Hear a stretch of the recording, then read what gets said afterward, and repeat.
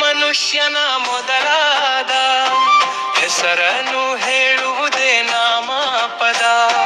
ಬೆಂಗಳೂರು ಮೈಸೂರು ಪುಸ್ತಕ, ಮೇಜುರಾಮ ಸೋಮ ಭೀಮ.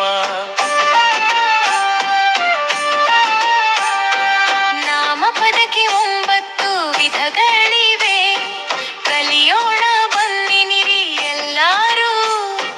ವಸ್ತು ಗುಣ ಸಂಖ್ಯೆ ಸಂಖ್ಯೆಯ ಭಾವನಾಮ ಪರಿಮಾಣವು. ಭಾವನಾಮ ಪರಿಮಾಣವು ದಿಗ್ವಾಚಕ ಪ್ರಕಾರವಾಚಕ ಸರ್ವನಾಮವು ಜೊತೆಯಲ್ಲಿ.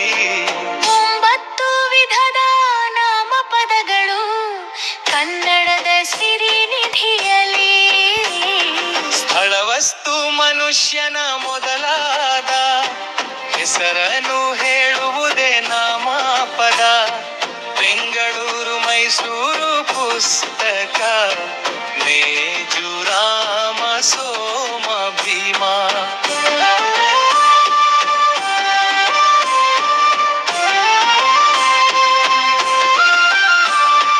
ವಸ್ತುಗಳ ಹೆಸರನ್ನು ಹೇಳುವುದೇ ವಸ್ತುವಾಚಕವೆಂಬರು.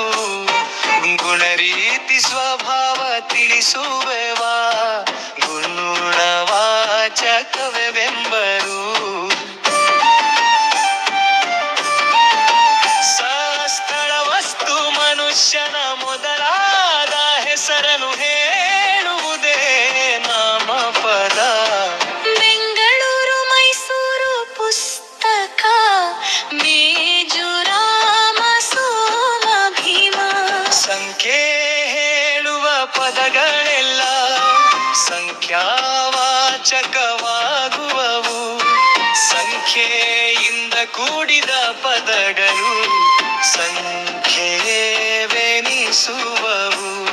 ಸ್ಥಳ ವಸ್ತು ಮನುಷ್ಯನ ಮೊದಲಾದ ಹೆಸರನ್ನು ಹೇಳುವುದೇ ನಾಮಪದ. ಬೆಂಗಳೂರು ಮೈಸೂರು ಪುಸ್ತಕ, ಮೇಜುರಾಮ ಸೋಮ ಭೀಮ.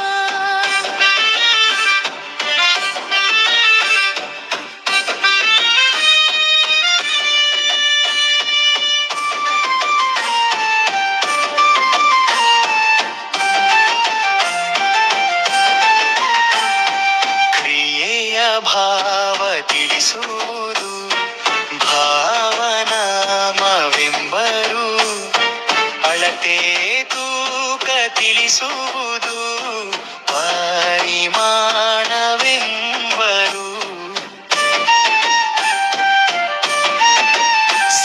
ಸ್ಥಳ ವಸ್ತು ಮನುಷ್ಯನ ಮೊದಲಾದ ಹೆಸರನ್ನು ಹೇಳುವುದೇ ನಾಮಪದ.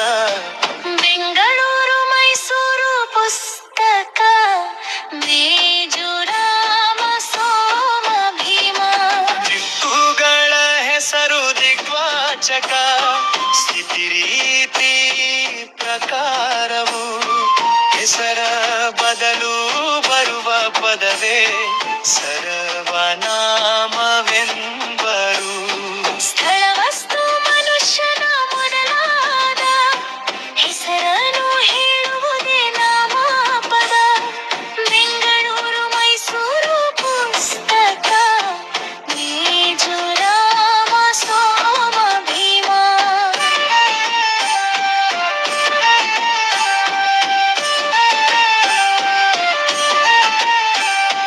ಮೇಜು ಬಟ್ಟೆ ವಸ್ತುವಾಚಕ, ಸಣ್ಣ ದಟ್ಟ ಗುಣವಾಚಕ.